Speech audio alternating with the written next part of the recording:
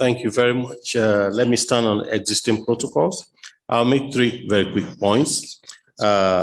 We've mentioned a lot about the categories of countries today, and one of them is the oil-dependent and natural resource-dependent countries. And I want to refer to the enormous amount of work that Jeffrey Sachs and his colleagues did a long time ago on natural resource and their correlation with growth. The conclusion that many came to over and over, and I have a recent book in 2022 came to the same conclusion, is that natural resource dependent countries always stagnates. In fact, since the 70s, in fact, if we go back to the 1950s, you find that all of these countries experience what you call the natural resource cost for so many reasons, which we don't want to go into right now. So the first point I would like to make is that while we identify this category of countries as, suffering from volatility and all the foreign exchange issues, what is the solution? We need to assist them to pivot away from this pathology of dependency on natural resources. I think that's the first point. And this is something I believe we should take upon in the book that is coming up. And again, you find that the title of that book, the bank and AU is championing, includes two words: inclusiveness and sustainability. You cannot build a sustainable economy on simply exporting raw materials. We've done this for 60 years. Africa has remained poor. Africa has been very vulnerable to external shocks. You see all those graphs.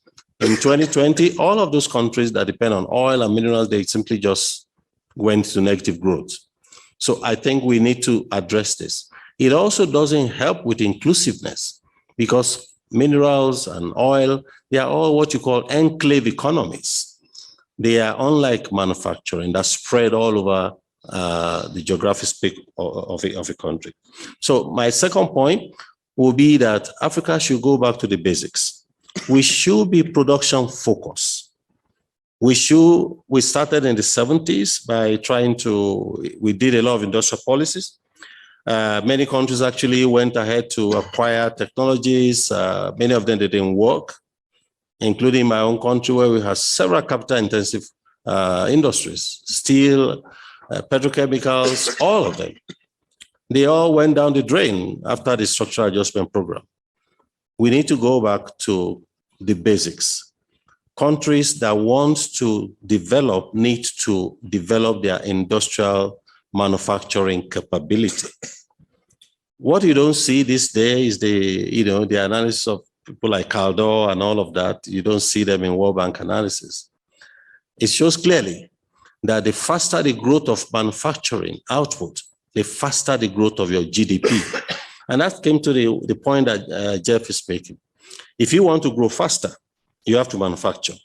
If you keep exporting low value and low value raw materials and you are importing sophisticated products, you run into foreign exchange crisis. It's as simple.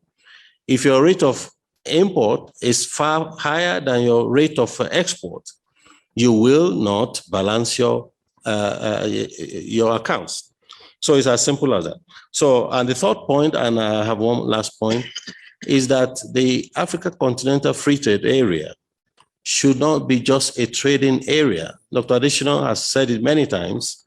We will succeed to create a zone that is, how did he put it? He said, highly organized, where we are all trading in very poor materials. You give me sorghum, I give you maize, and we remain poor forever. Africa Continental Free Trade Area should be a zone of manufacturing. If you don't organize your economy to be able to export manufactures, others will export it to you. And again, you will run into problems of how do you buy it. And my final point is what Dr. Dunford made just now.